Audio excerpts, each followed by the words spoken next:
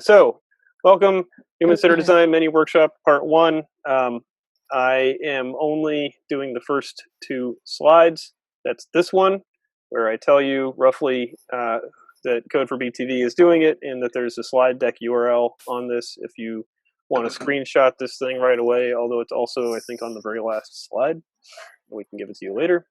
And then if you are staying past this slide, it means that you agree to abide by the Code for America and Code for BTV Code of Conduct, which is lengthy, but boils down to that if you are experiencing anything that makes you feel uncomfortable in how you are being interacted with or how other interactions that you're seeing, please speak up and let somebody know. You can let me know. Irit or Jeremy, I guess, is our third facilitator tonight, as our other facilitator was suddenly not available. And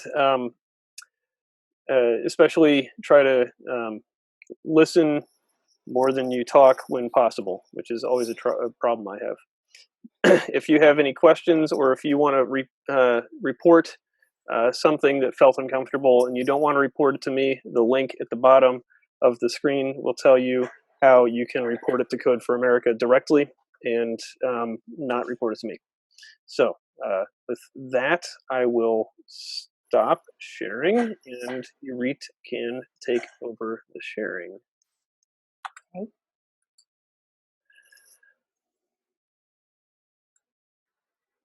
Oh, all right. Someone asked, Lisa, could you put, Nick, are you able to put the slide deck in the chat?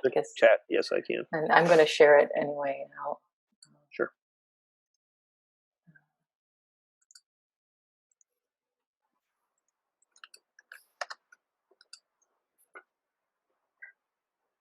Right, so everyone can see my screen now? Yes. Yep. All right. Okay, so this workshop is about human-centered design. I am Irit. I am a volunteer with Code for BTV. I also don't have formal training in design. I'm part of a program that focuses on social impact for professionals, and we've been learning about human-centered design and practicing it a little bit, and I found it so far very interesting and useful, and I thought that Code for America is kind of like a natural candidate for this approach. So I think I just wanted to make sure everyone has their names on their windows, and I think you do, just because you don't really, not everyone met each other. So I wanted to, just a second, I realized that this is probably going to be better for you. Oh.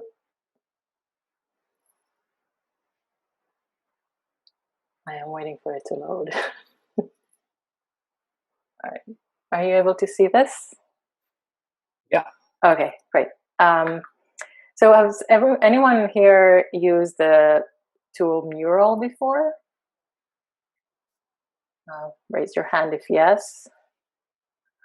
Cool. See, 2 people. So it's we're online. We can't meet in person. So a whiteboard with sticky notes is not an option. So this is a tool that allows to collaborate online, and it has like these fun sticky notes and stuff. So I'm going to share a link to this mural in the chat that I lost right now.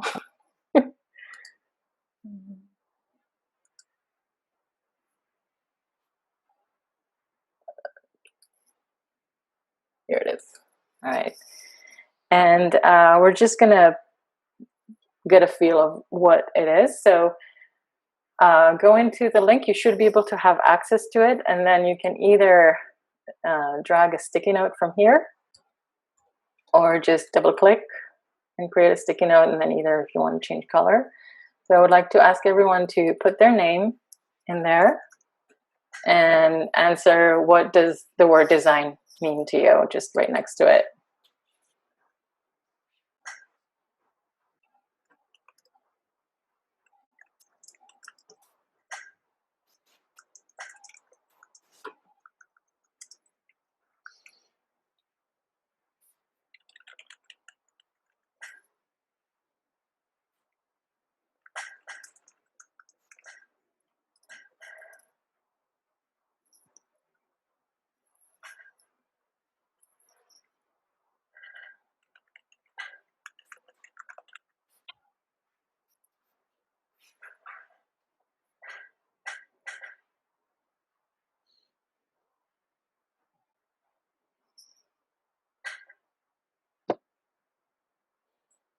taking me a second here. It kicked me out for some reason, so I got to get back into it. Kicked Okay. you out. Ooh, hope you don't have a Now limit. I went from being a visiting bee to a visiting seahorse. That's a destiny. Okay.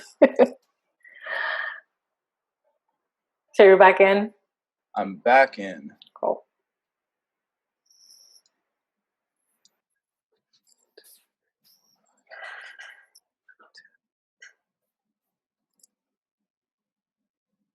Now everybody's watching me type.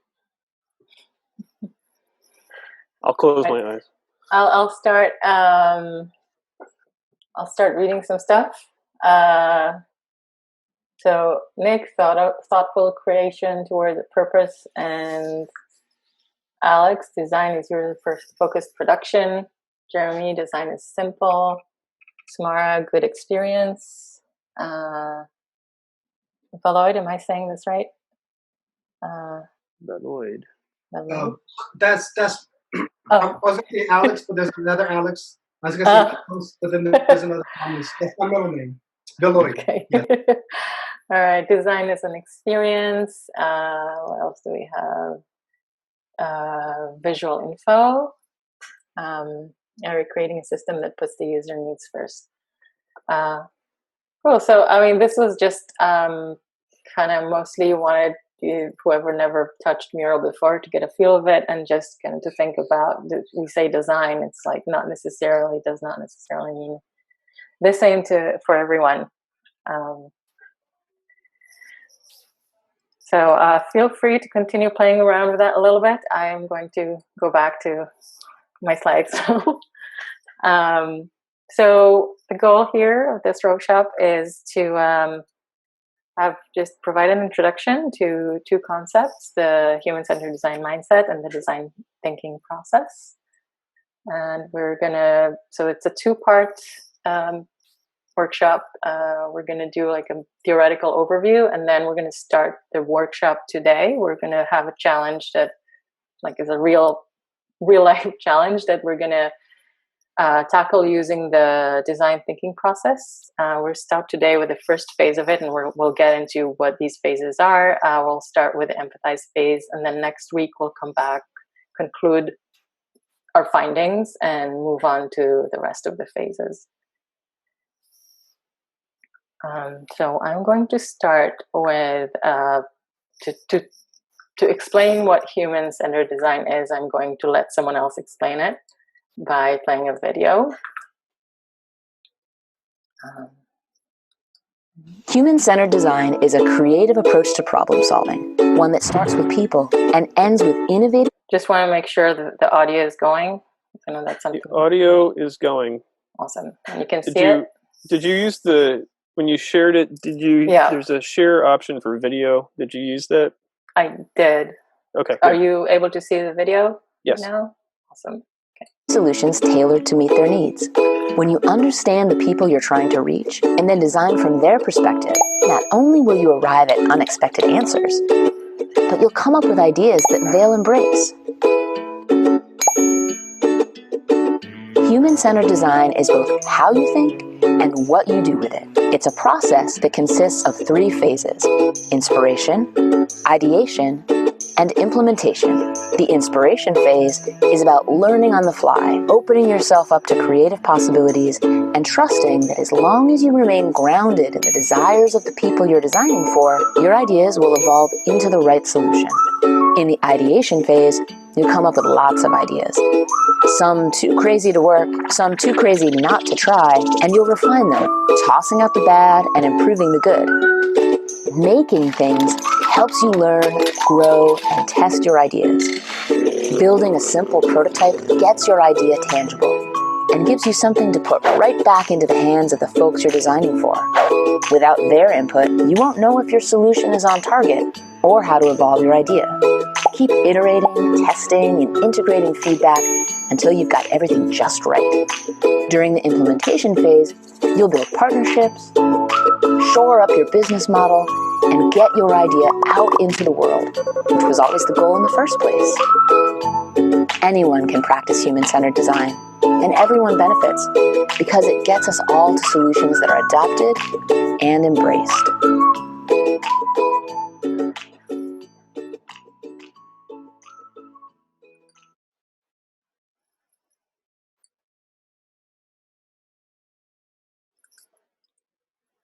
Okay, so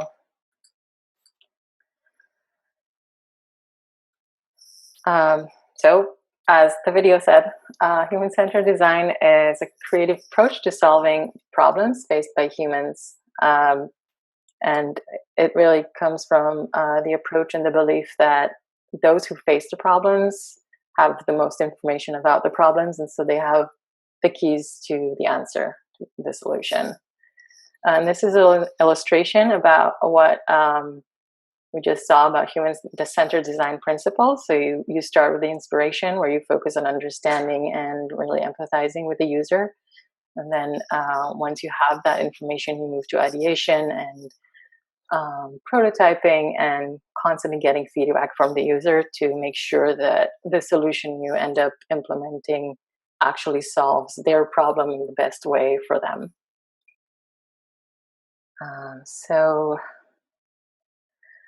Just to talk, so we have some software engineers in our group. I'm from a software engineering background as well. We're problem solvers, which means we focus on building and creating solutions to problems, which is awesome in many ways, but especially when your end goal is to really create a long-lasting positive impact on humans. You want to make sure that you really understand what the issues are and what will actually be the best, which problem you actually should be solving, and making sure that the solution is tailored for the people you're designing for, which in some cases it's a problem that you're not personally facing. So without really understanding those people, can be a little hard to know how to create the best solution for them. Any questions so far?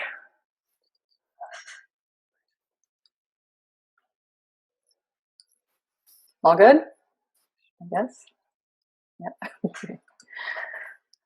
Right. So we'll move on to our second concept that we want to talk about, which is what is design thinking. And I'm going to show another video.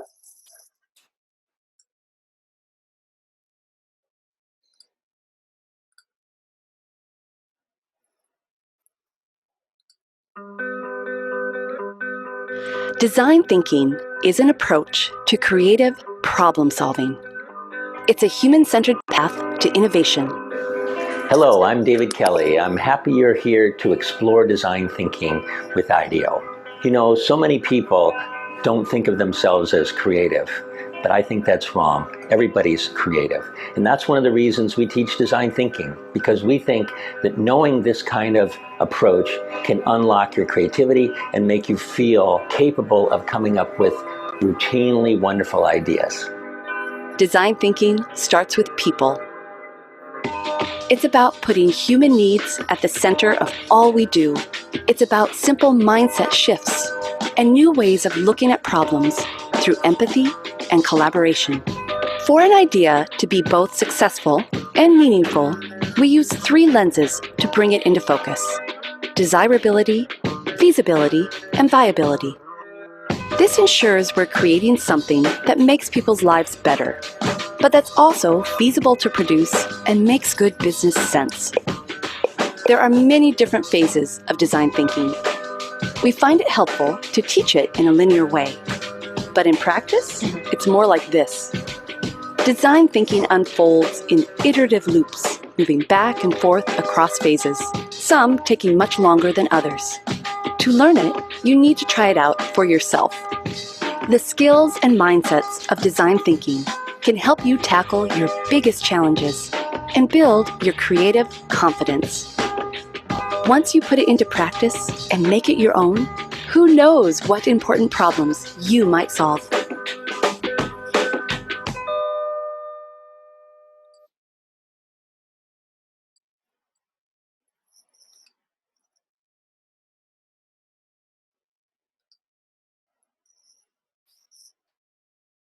right.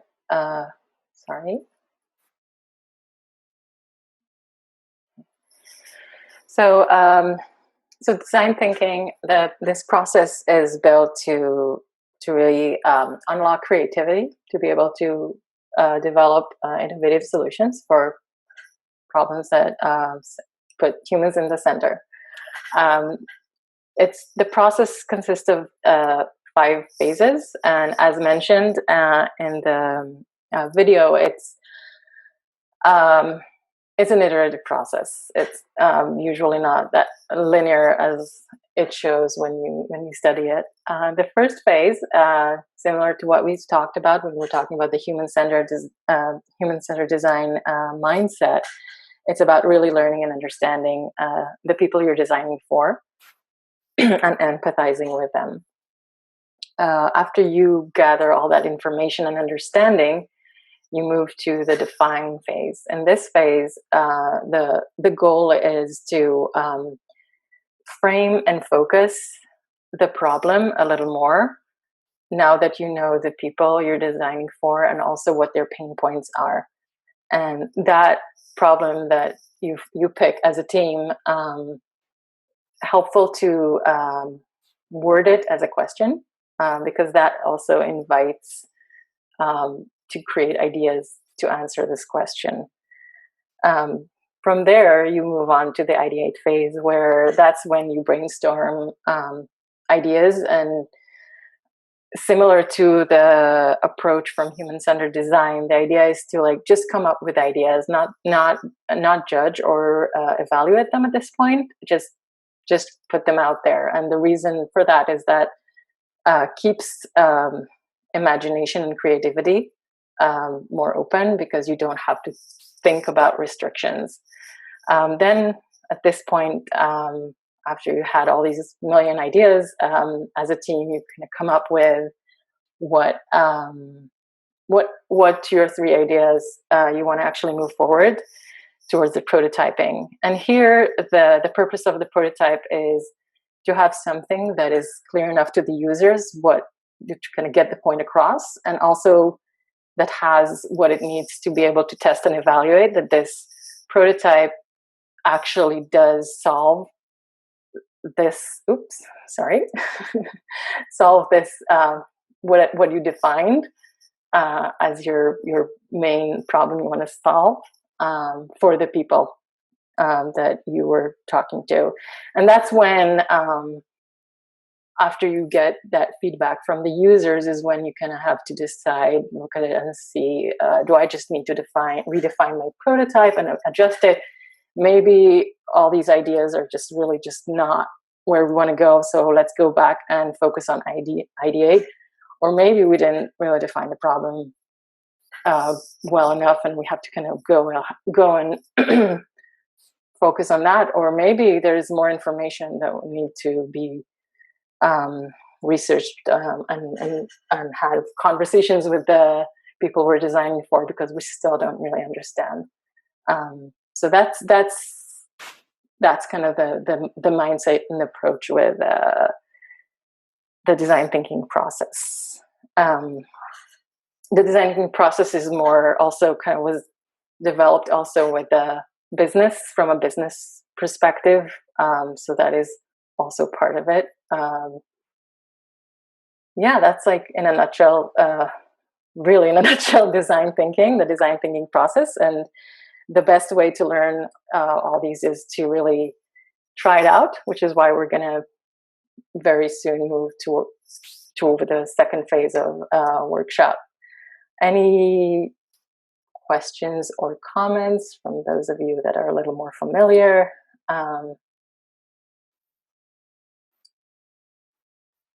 Just thumbs. Oh, I see. Elisa, you had a question? I see there's Actually, no, I was just putting up my hand from something earlier where you said, okay, hands up about something. Oh, I'm sorry. Okay. Okay. So, Irit, can you make me a co-host? I think that would, maybe I can do more because I'm like the host. Yeah. Okay. Make co-host. Okay.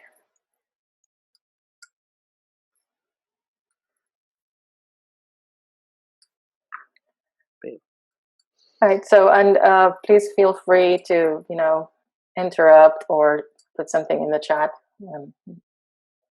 If something's unclear, if you want to just comment on anything. Do you know how new or old these processes are? I think they've been around for a while. So IDEO, which is the company where most of this information comes from, they've been around for a while. They designed the first Apple mouse using human-centered design and design thinking. Yeah, that's all I know. It's a while.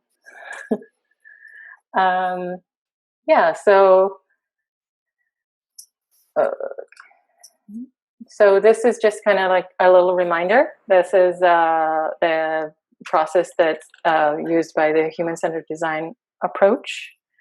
You have inspiration, ideation, and then implementation. And some of you heard these. Some of you heard a little bit of this before. Some of you not at all. Some of you more. But kind of to give a little bit of that distinction.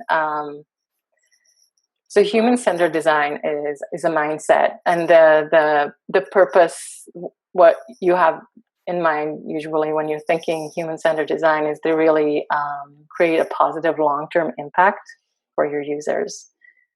Design thinking and human-centered design work very well together.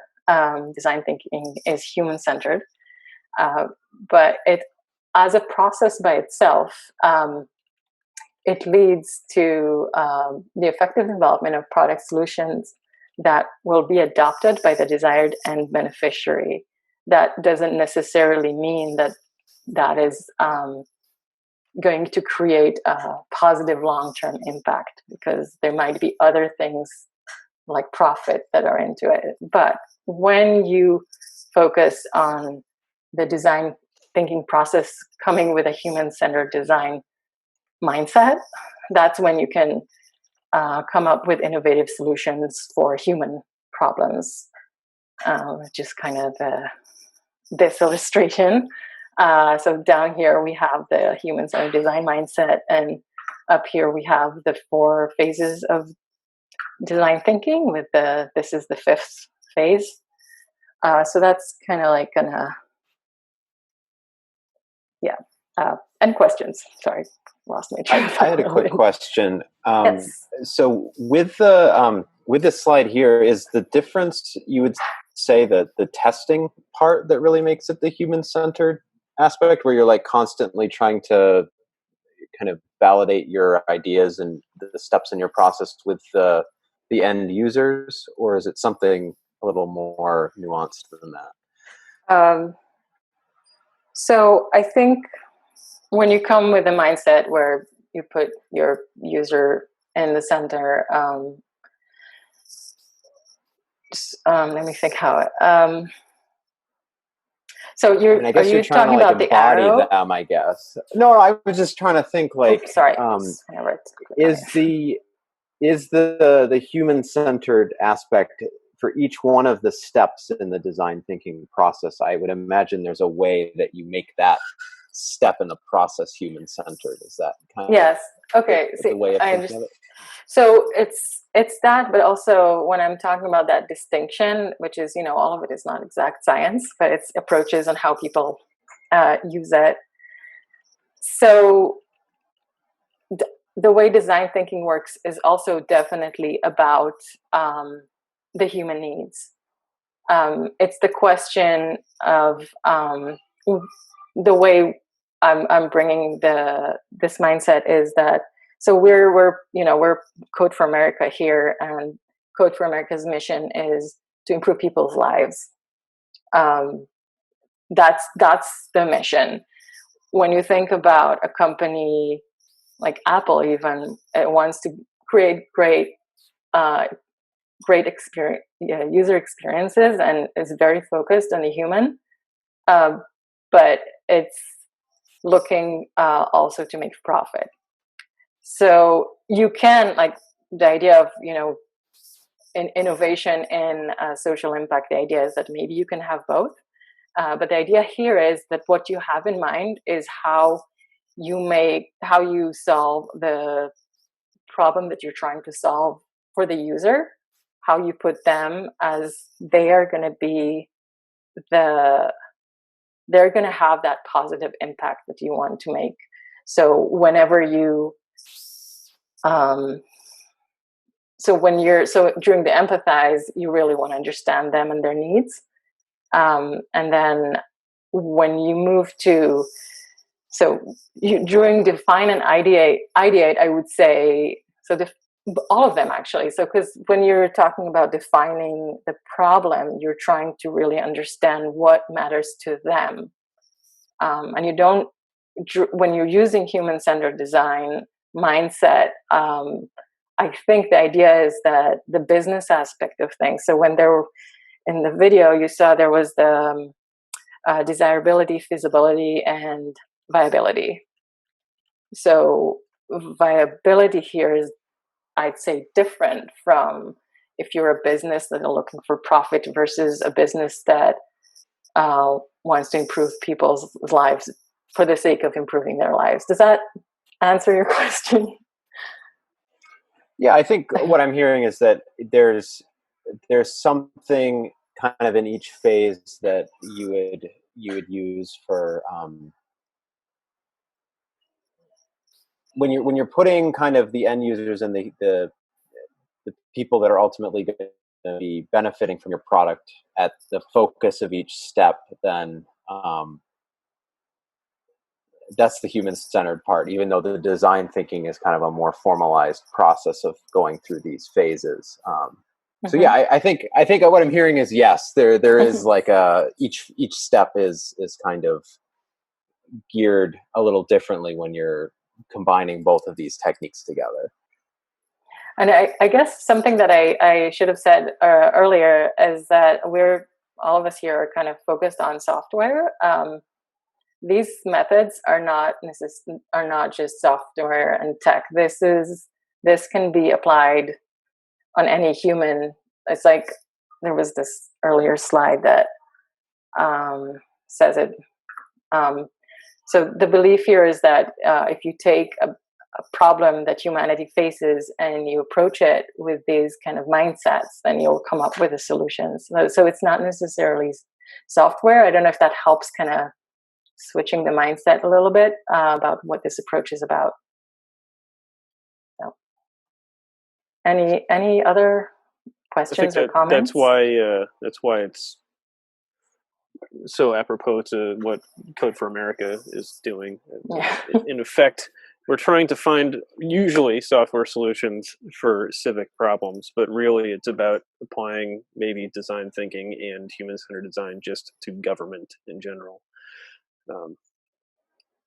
If I'm understanding correctly, you're trying to focus more on the intrinsic motivation of design by saying human-centered design is the design where the motivation is the human outcome versus profit.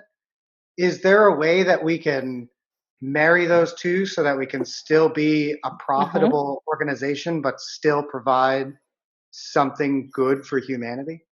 Yes, I mean, there's what's called, there's what's called social entrepreneurship, and it's a tricky one because it's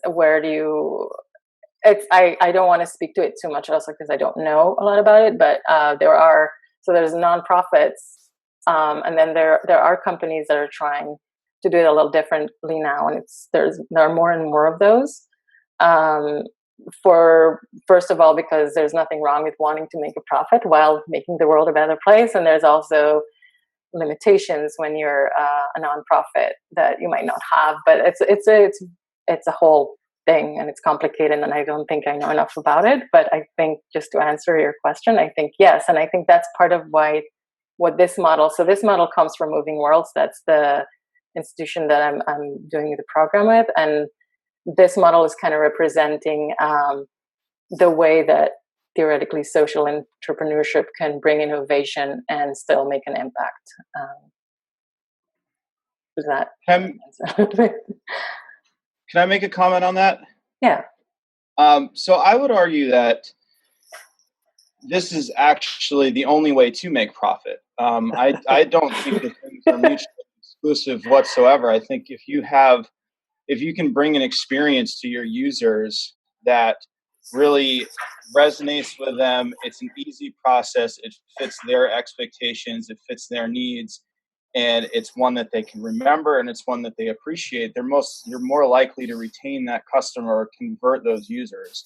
So to put this process at the very forefront of your thinking when you're trying to figure out how to best interact with the people, from whom you want money ultimately, this process will really be 100% key to your success. Yes, and this, so sorry, I think I misspoke a little bit. So this is used by many companies, for-profit companies. IDEO is a company that works with a lot of for-profit companies. So definitely, I think when I was talking about that, I'll bring kind of like an extreme example that I was given. You can, it is possible to design a great assault rifle with design thinking.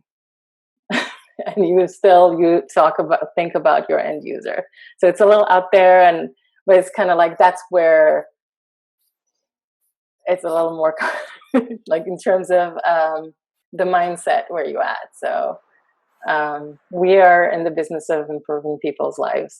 So we're probably not going to do that. I hope that answers your question and doesn't like throw you too much. Saying that, I guess what I'm hearing is human-centered design. You could come up with a great user experience that solves the problems of the users, but isn't good for society on a whole, or something like that. Yeah. Well, that's design kind of thinking. another. Yeah.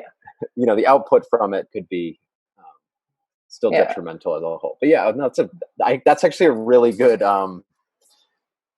point. Taking it way out of software and thinking of it in a different way. Yeah, and I'm no expert. I'm still learning. So this is what I know and understand so far. And I think we'll switch towards our more interactive part so that we have time to do it. Unless there's any other questions or comments that you would like to bring up. You can have a part 3 where we debate the philosophy. Yeah, I'm sure this is something that can be talked about for hours. Well, I have a quick question. Yes. Hopefully it's quick. So I'm not a designer. I'm, like many of us here, I'm a software developer, and I have no experience like integrating people or trying to solve these design problems. Mm-hmm. And so when I'm looking at this, I could easily see myself convincing myself that, oh, I am empathizing. This is what I'm designing is what I think they need. So can we, or could you talk a little bit about like what pitfalls to avoid to prevent that? Yeah. So line with these principles. Yeah. So there are and I have some. So in this there are a lot of that was loud. Sorry. There are a lot of resources that I will share with you, and Design Kit is a resource from IDEO that has described. It's a good resource in terms of there are a lot of methods that help you get to where you want to go. It is still, my understanding is that there is still some issues with all of these because we're all biased, and it's definitely a tricky thing, especially when there's a lot of talk now about inclusion and all that. But there are some methods that can help you with that. I'm not gonna. Yeah, we can talk more, but I think we'll go into it now, and I'll show you. So in this workshop, we will see a little bit of that, and you can read on Design Kit more of these methods that help you, give you some direction how to do that. So this is like, people do this, you know, as their job. So it's a lot. We're kind of just getting a taste. Thank you. So today we're gonna try and start learning or understanding the users in the context of how might we improve the voting experience in Vermont for the 2020 elections. This can apply to other states, but we're Code for B2E, so we're focused on Vermont. And the way we're going to do it is we kind of divided it into 3 areas: voter registration, information on ballots, and accessibility. And in the time we have left, we are going to split into, so how many people are we? Are we going to do 2 or 3 groups, Nick? Yeah, I'm looking at it, and it seems like we can have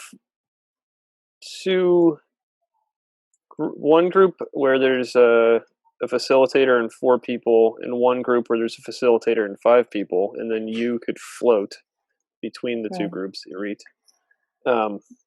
Or we can split it into 3 smaller groups. I think 3 will be better, because 5 is a little over. Yeah, so let's do that. Okay, I'll split it up, and I also realized you have to make me a full host. I don't know if we can have 3 full hosts, or somebody, whoever's the host actually is in control of doing the breakout rooms. So. Oh, okay. So I guess I'll do it. So all right. So okay. So we are going to sorry about my all right. So what we're going to do to start is, when we're starting with the empathize phase, and the first thing we're going to do, and that is a method like that. We're going to kind of loosely do this method because we're really just getting a taste. Is we're going to first of all learn who our audience are, who are our users, but not just our users. The context in which they are and their ecosystem. So in the empathize phase, we are going to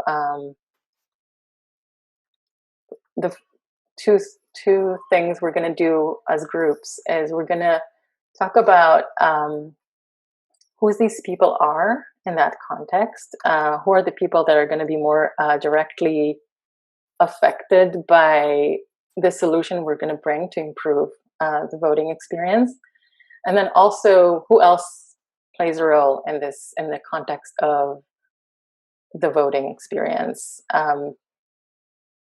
And I will. Sorry. Any questions? I feel like this might not have been clear enough. So, any questions so far? Okay. So we're gonna. I'm going to share another neural link with you, and I'm going to have to do the the breakout rooms. Okay. So we're going to be 3 breakout rooms, and you are all going. I'm going to put this already in the chat so that you can have it. And either designate one person that's going to be the person that writes in, but everyone can drop in sticky notes if they want.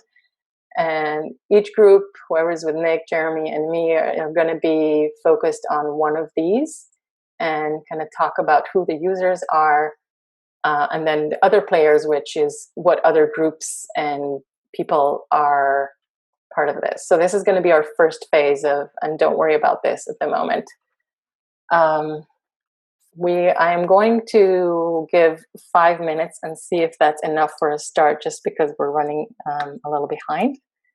And let's see.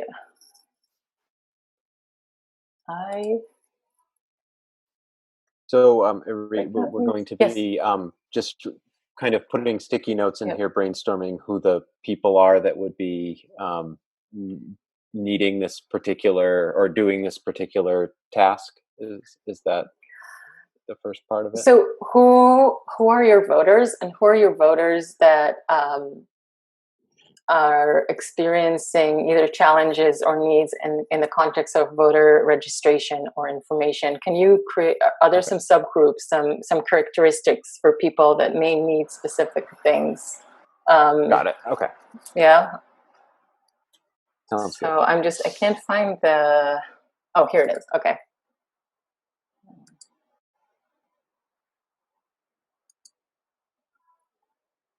So how many people should I put in each one? You can. I did sort of a quick breakout of what it could look like. So see if that makes sense in the chat there. Yeah. So it says create breakout rooms, but it's not. Let's see what happens when I click on it. Oh, here we go. Okay, got it.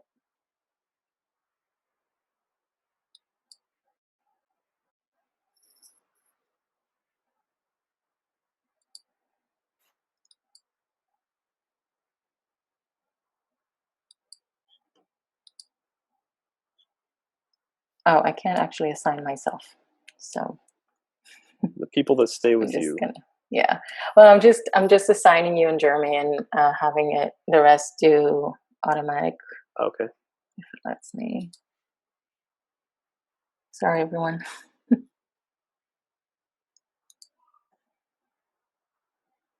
I'm in 2 groups. No, we're just. You can ignore that. Okay.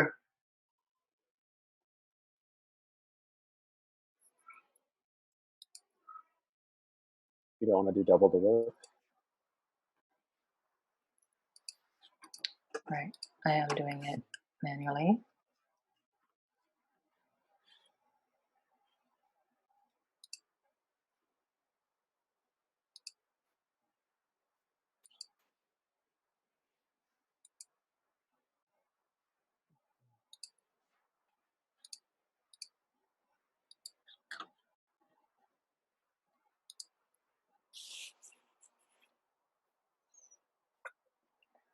All right. Let's see what happens. So we're going to be sending you to rooms, and you should be able to raise your hand or message if there's an issue. All right. See you soon. All right. See what happens.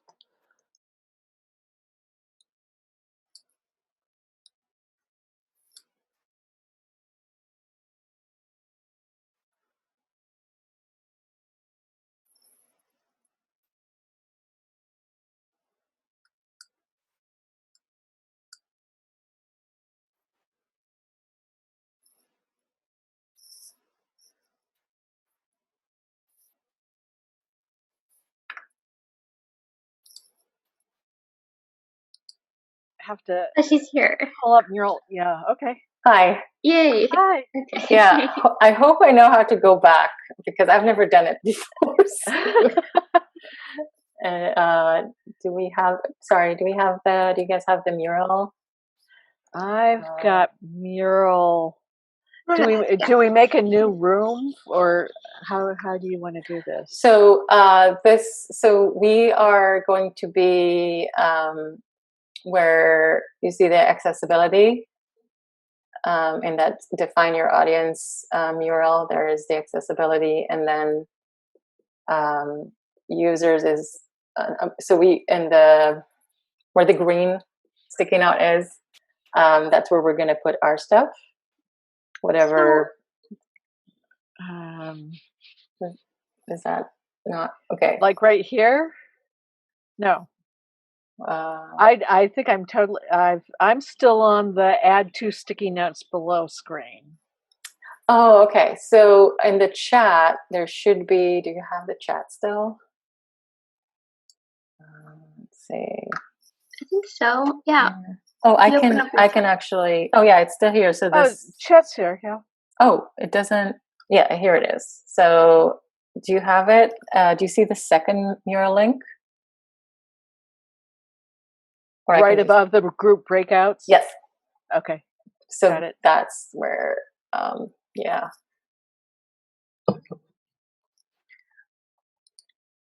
So when you talk about accessibility, so are you talking about like, people who might be blind, or people who Yep. So, No, oh, is that okay?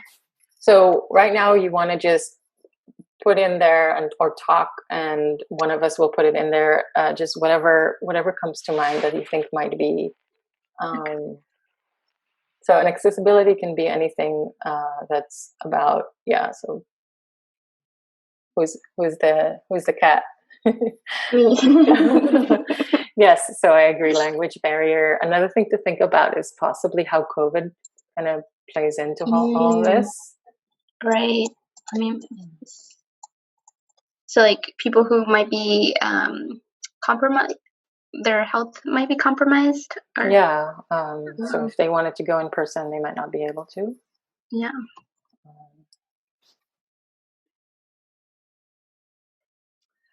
There's also people who don't have transportation. Mm-hmm. So anything that kind of you think of, you can write down, or if you would like, or put on the mural. Yep, this is like think about it as really real sticky notes. Just put it there. We can always just toss it later. Okay.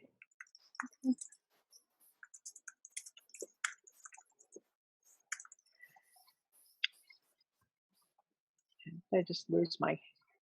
Okay.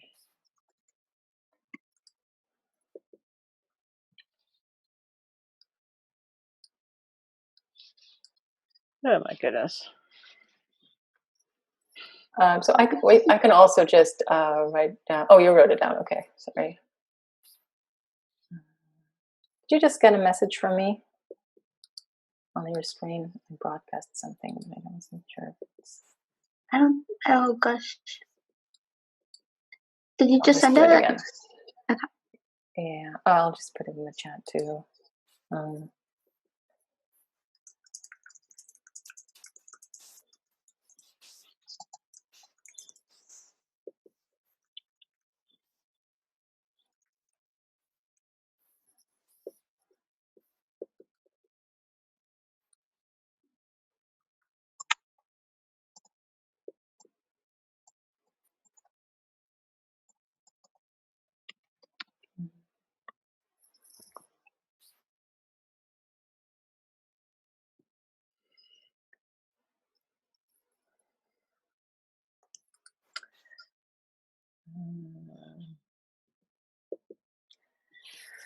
So, okay, so let's trying to think out loud here. Yes, definitely. Oh.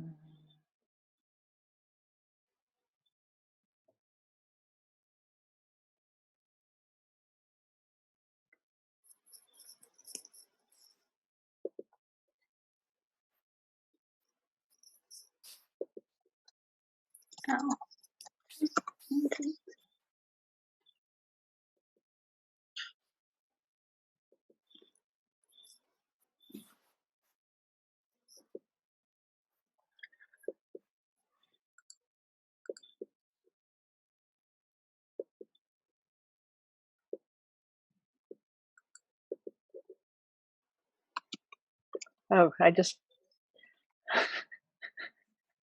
What? I think I just stole somebody's sticky.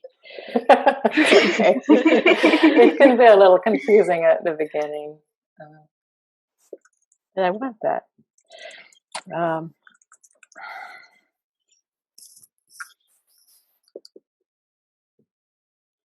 So the language, I think, is an accessibility issue as well, besides any sort of ADA issues. So physical impairments, hearing impairments. So I'm going to now close the room, so you can still continue to put stuff in the mural. We're almost out of time, so I want to go back to the main room. Okay. Oh, it will give us almost 6. All right, so I will see you soon.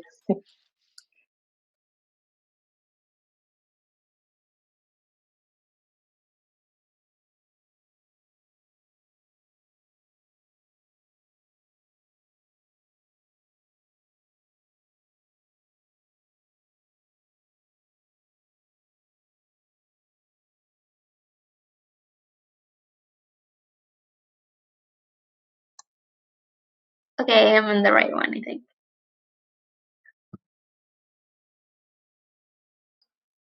Yeah, it's so weird.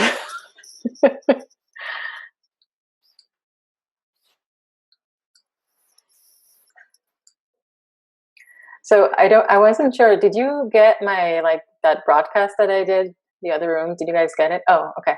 Yeah. Well, Okay, Smara I wasn't noticed sure. it. You know, somebody noticed it in our team. All right. So we have 2 more minutes. If people can stay a couple more minutes, then we can kind of wrap up. But if people need to leave, they need to leave. That's understood. Anyone want to talk about their group? What came up, other than what we see on the board, of course.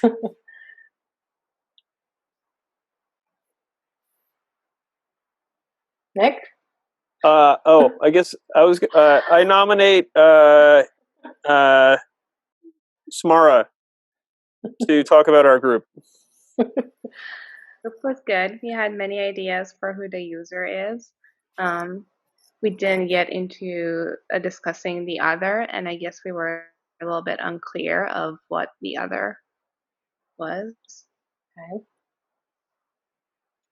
So maybe if we could spend 1 minute. Yeah. About that. Yeah. It's so Jeremy's group. Did you have something you wanted to add? And maybe you can talk because I see that you guys put some stuff in the other. Well, we were thinking about, we weren't exactly sure what other was, but we were trying to think if it was kind of people or users that would be like kind of tangentially related to determining what went on the ballot, the information that was on the ballot itself. But in general, like for the users, we were trying to think about the different types of people who would be accessing the ballot, and the kind of different groups that they might be in.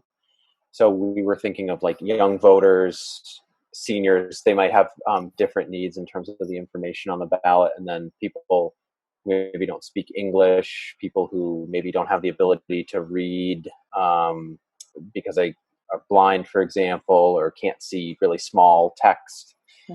And then kind of people who maybe are assisting others who are voting might also need to be able to access that information on the ballot. So I don't know. Does that answer your question, or what we were supposed to? Yeah, we're trying to kind of like just bring this stuff up. So what we're doing now is really like a form of brainstorming where we're really trying to come up with, and this is also, so what you would do in the real world is, in addition to this, you would actually go out there. I mean, because it's voting, you can't actually go to the but actually go there and watch them vote. Yeah. Well, yeah. So but the idea is that we're trying to understand who's involved. So before I kind of move, and again, if someone needs to drop off, that's okay, but I'm okay staying if you guys are. We will record. We're recording it. We'll finish recording it, even if you have to leave, whoever you are, and you can watch the recording later to see what happened. Yeah. So just to see if my group wanted to comment on anything. I guess at first, am I your group? I think, yeah, you were. Yes. So, yeah, at first I had a hard time thinking who exactly, like I was just thinking like, oh, maybe people with like ADA related impairments, but then I thought of like the language thing, and then somebody else like mentioned like transportation stuff, and I think it was you, Edith, that said people with compromised immune systems in light of COVID. So that really helped me kind of expand the definition. Yeah, so I think that's where when you talking with a team and each brings their perspective, it kind of helps you think about things in a different way. So yeah, definitely. So I'll explain a little bit what I mean by other players. So the idea is, for example, let's talk about voting in general. So there is people who are eligible to vote, citizens that are over 18. And then there is, for example, the candidates. They are a group that put aside that they are voters themselves, but there are people that are involved, and there is, in the grand scheme of voting, there is interaction between the candidates and the voters. So the idea of other players is really people that not necessarily are going to be directly affected by whatever solution we provide, but they are part of the ecosystem. They are part of that larger system in the context of voting. Does that help? So I'll just tell you what theoretically the next step would have been, and we can think of either doing it next week or moving on. Is kind of doing a very mini what's called, there's a whole subject of system mapping, where when you go into a community or to try and tackle an issue, the idea is to really understand everything that's involved and how everything interacts with each other, because that gives you a better understanding of the problem and how the people are experiencing that problem.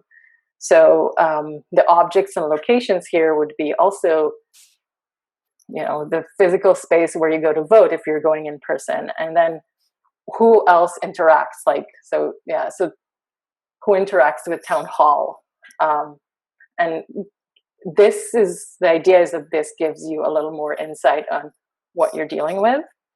And so just because we're out of time, so I'm gonna say one small last thing. Where are we? So we were hoping that I lost you guys. Sorry. Here we are. We were hoping that if people are interested in looking at, am I still sharing? I'm not sharing my screen. I'm sorry. No. Yeah. Oh, okay.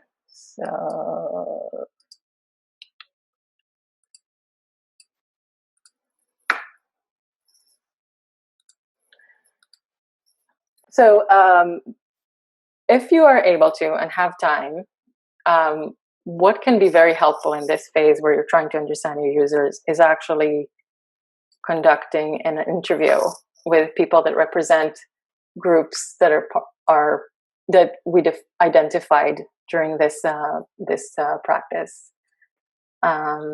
So you see my screen now, right? Empathize, interview. Oh, yep. Yeah. Okay. What would there's we not much to interview them and ask them? What kind of things would we talk to them right. about? So let me just find the. I am a little lost. Sorry. Okay. So I will. What I can do is I can share a little bit of resources about that.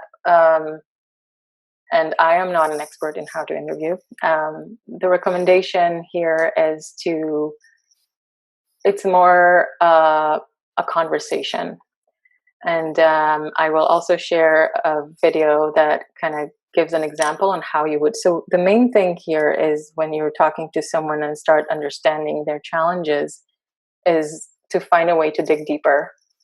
Because in many cases, someone will talk about their challenge, but it's really not the underlying issue that is preventing them from, having a better experience. Just gonna go, back to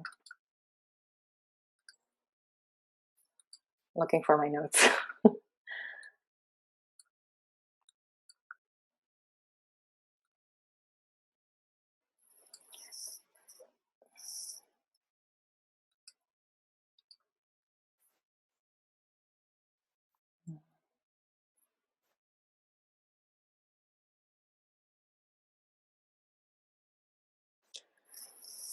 So thanks to this is at a very general level, but is to listen to what they say versus what they do, and if you can find workarounds that they created for themselves to deal with whatever challenges they face, that can teach a lot about their challenges and what, like, it can give an insight to how they experience their situation.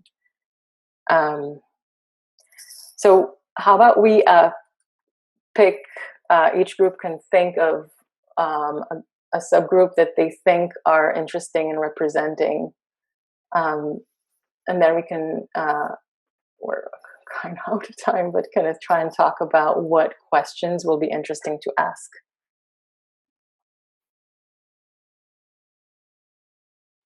I have say people who need transportation assistance to get to the voting booth.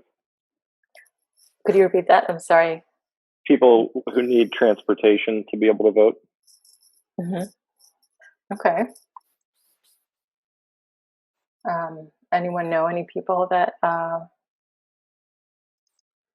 won't have transportation and will need assistance with that? I have a kind of a question about whether we're talking about in typical times.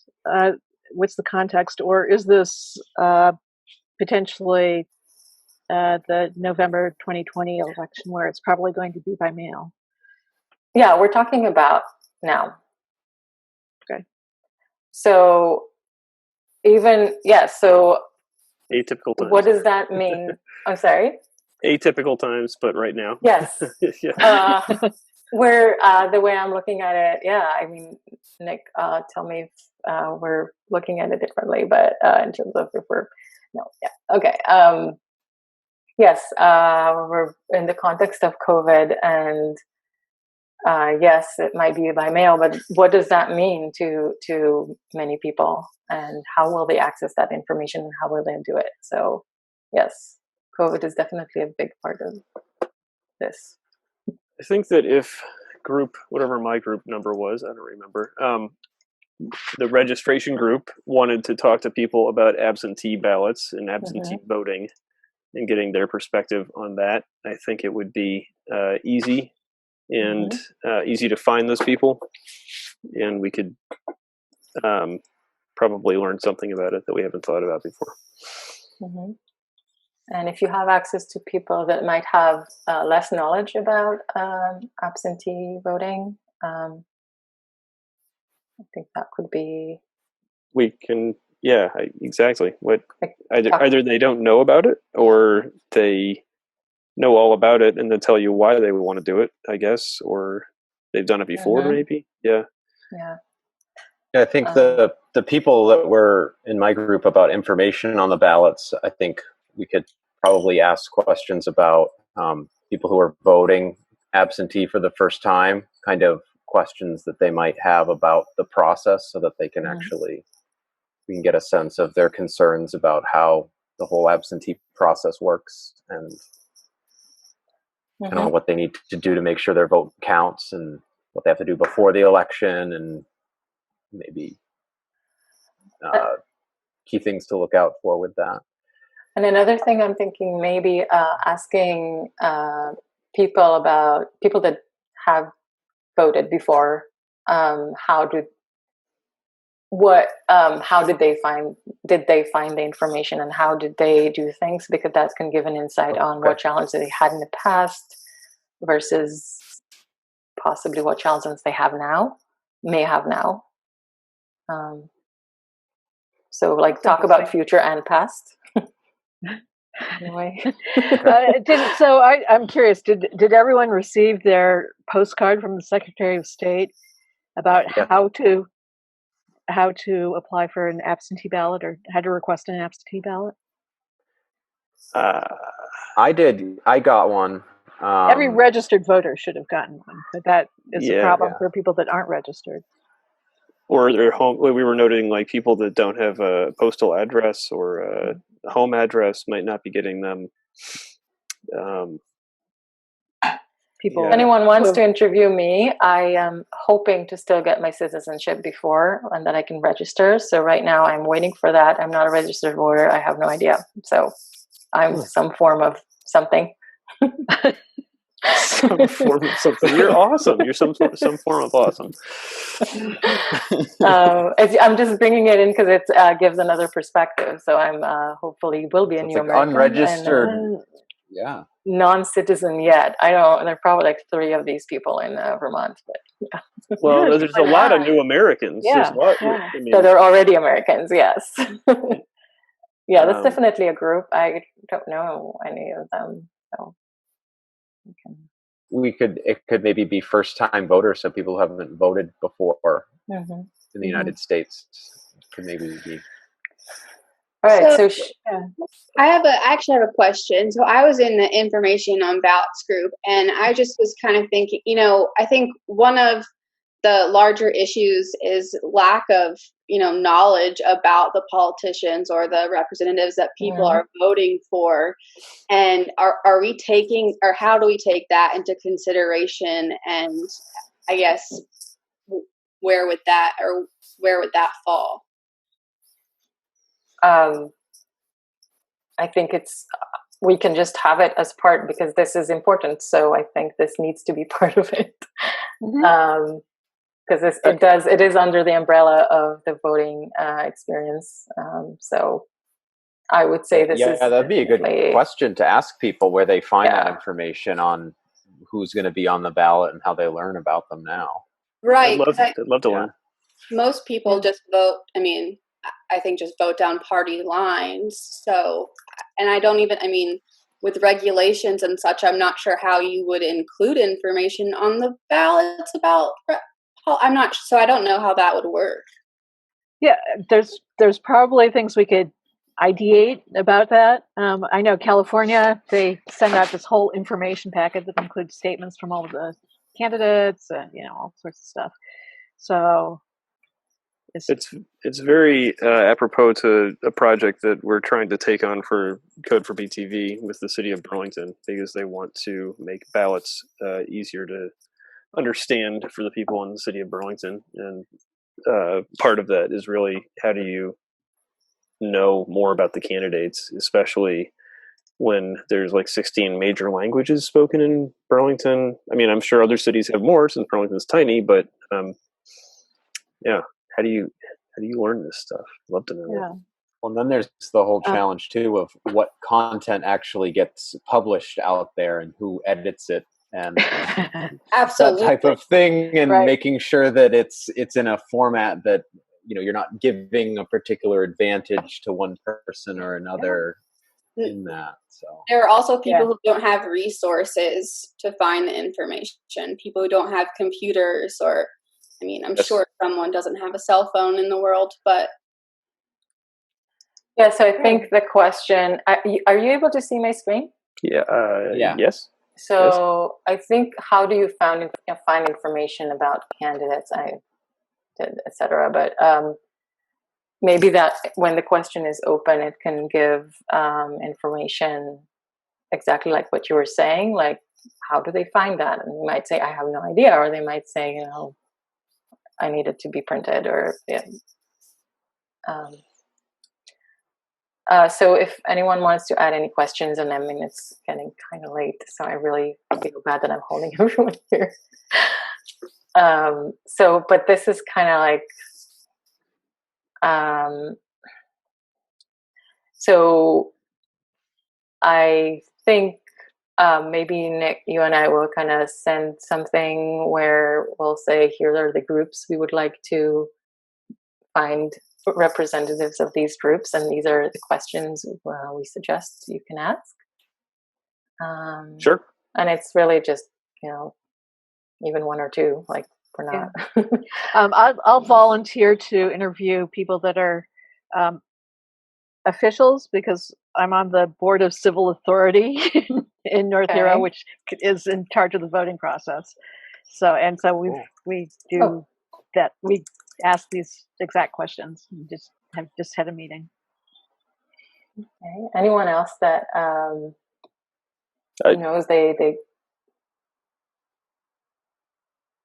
and I would do that for people in Burlington, not for. I could volunteer as someone as an interviewee. Like I lost my driver's license, and it's like an extra hurdle if you don't have a state license to.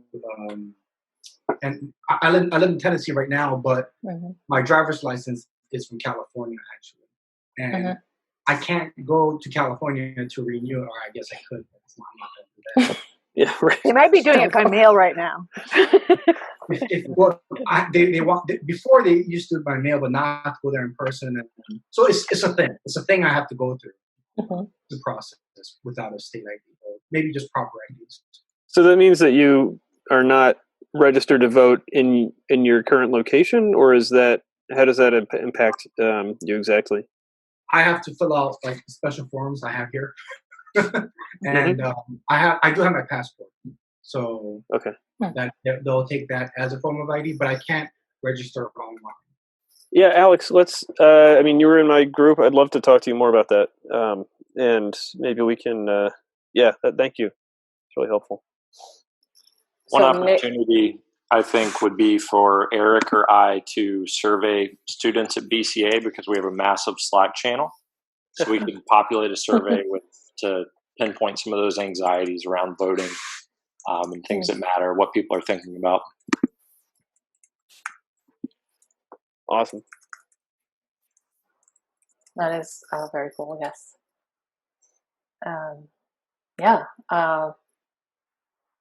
I think ask your spouse, ask anybody that you run into about these questions. Yeah, and this is mostly like an exercise, so it's all can be very informal, and just to see what shows up, what comes up when you talk to people. Yeah. And we will, as Irit said, we'll send out some more of these resources. I mean, the slides are in the chat, but just to make it, I think we'll probably itemize it a little bit further about, like, before the next session, try to make sure you've checked out this page or that page to because there's a lot. Yeah, I agree. To fill things in with only an hour or an hour and a half in this case, roughly. There's still a whole lot to learn, and if we had like a 4-hour sit down workshop, it'd be one thing, but doing 4 hours on Zoom is potentially mind numbing, I think. I have a question about, like, when you choose your interview people, how exactly do they have to fit this? So, for example, if we're saying like new voter turning 18, can we interview someone that's maybe like 17 and a half, like not gonna, like, right at that threshold, and say, hey, how would you do it if you were, or ask maybe like a non-English speaker and say, if you were a citizen, how would you do it? Like, when you do these interviews, do the interviews have to fit that situation exactly? Yeah. Well, the way I would look at it, that this is, I mean, I'm not a trained researcher. I'm not like, we're really trying to learn. And so learn about people. So a 17-and-a-half-year-old is a person that obviously already understands. And to me, the fact that they're not legally able to vote yet is not, sorry, you moved suddenly, your picture moved. I would say definitely yes. Personally, I think let's see what comes out of it. So it's very exploratory. I think it's not at this point very scientific.